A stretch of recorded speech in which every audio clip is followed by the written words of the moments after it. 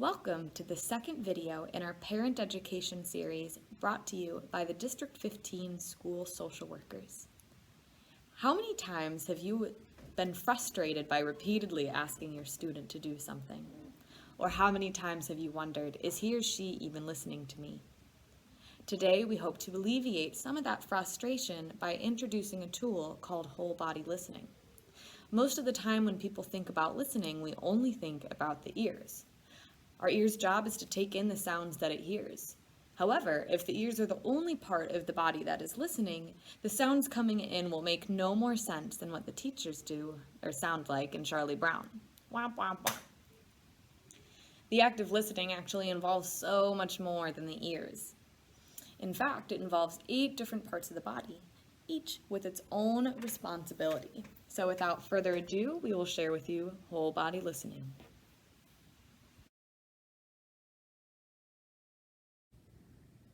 So let's talk parts, body parts that is. Whole body listening involves a lot of different parts of the body. When we think about listening, we tend to think only about the ears because the ears are the part of the body that take in sound.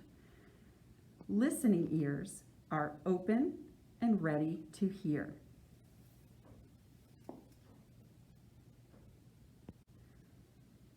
Your eyes are another part of your body that are involved in listening. How are they involved in listening, you ask? Let's think about what our eyes do. Our eyes take in the things around us that we see. What our eyes look at is what our brain thinks about. Ms. Dunn is looking out the window, so I can make a smart guess that she is probably thinking about the wind, the weather, the trees blowing outside, because that is what her eyes are looking at.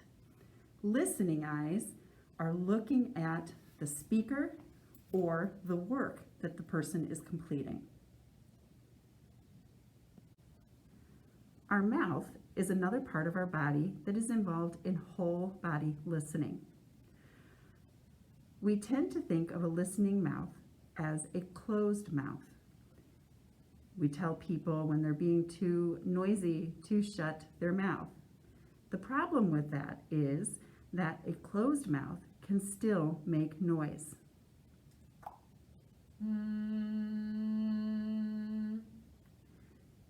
You could hear Miss Dunn humming even though her mouth was closed. That was not a listening mouth. A listening mouth is a quiet mouth. It might be open if you're somebody who likes to breathe through your mouth, or it might be closed. The important thing is that it is quiet, because if your voice is quiet, your ears can hear the sounds that it needs to hear, and your brain can think about what it needs to think about.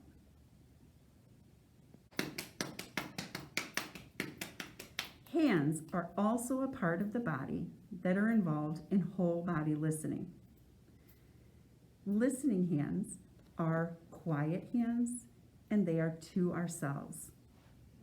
Sometimes they can look like they are just resting in our lap or resting on our workspace if we're sitting at a desk or a table. Listening hands can be typing on a computer when we're doing our work. Listening hands when we're walking in the hallway, walking in the grocery store, can be carefully slid in our pockets or clasped in front of us or behind us. There are lots of different ways that we can have listening hands. The important thing to remember is that listening hands are quiet and to ourselves.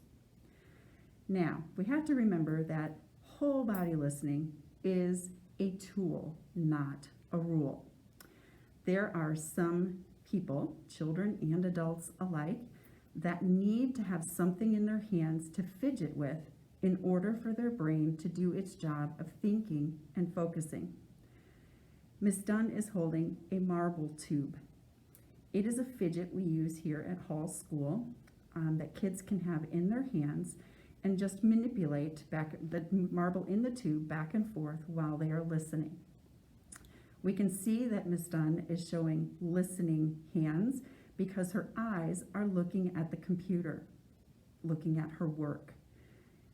If her eyes are looking at the fidget, The fidget is no longer a tool, it is a toy. Because remember, what our eyes are looking at is what our brain is thinking about. So Ms. Dunn's going to show us one more time, listening hands with a fidget.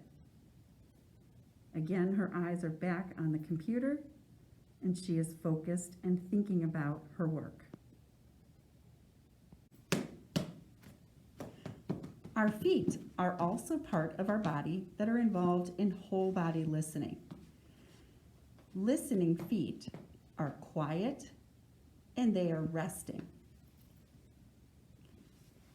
Ms. Dunn is showing us listening feet sitting crisscross applesauce. Her legs are crossed, and so her feet are quiet and still. Sometimes kids like to sit mermaid style.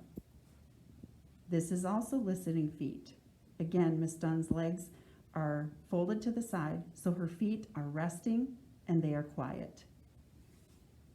Sometimes when kids are listening to a read aloud or watching TV, they like to sit mountain style. Again, Ms. Dunn's feet are quiet and they are still. Some children do their best listening with their feet laying on their stomach, with their feet tucked up behind them. These are listening feet. They are tucked into herself, and they are quiet. Ms. Dunn is going to show us that we can also have listening feet when we are sitting at a table or a desk. Right now, her feet are quietly resting on the floor. She can also have listening feet by crossing her leg over her other leg. Her feet are quiet and they are still. Those are listening feet. But remember, whole body listening is a tool, not a rule. Some people need some movement in their feet in order for their brain to do its best job of focusing and listening. So right now you see Ms. Dunn's foot just kind of swaying back and forth. Her eyes are looking at her computer screen, so we know her brain is thinking about the work on her screen, even though her foot is moving slightly. What you notice, though, is that there's no sound being made from that movement. Those are still quiet, listening feet. Sometimes, in order to give feet some more movement while we're working, we might introduce a tool into the learning environment. Ms. Dunn is showing something that's called a TheraBand. It's like a giant rubber band that gets stretched across the legs of the chair. By resting the back of her feet on that TheraBand, she can bounce and give her feet and her legs some movement. Again, we don't hear any noise, and we see that Ms. Dunn's eyes are looking at her computer, and so we can make a smart guess that her brain is thinking about her work. One other way that we can give our feet some movement while we're working is to flip our chair around and straddle it at our workspace. By doing this, she can have her feet resting on the balls of her feet and bounce and get some of that movement that her body needs. These are all examples of listening feet. Our body is another part of our body that needs to be listening. A listening body is facing the speaker or the work that needs to be done.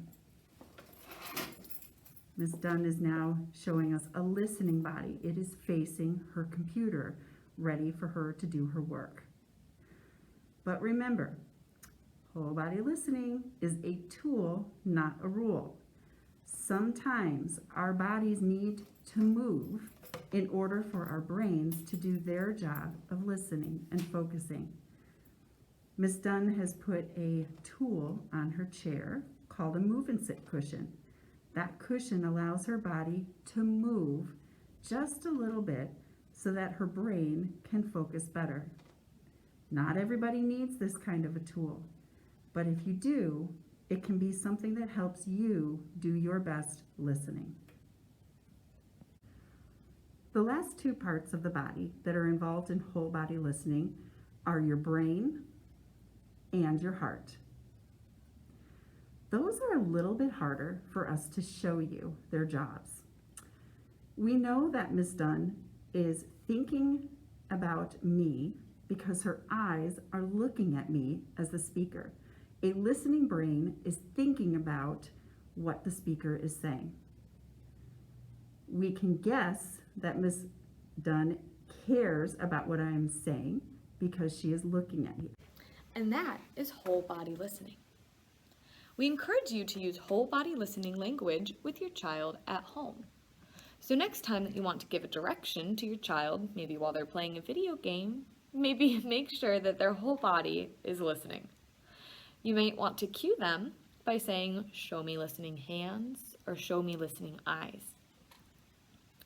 Remember that whole body listening is a tool and not a rule.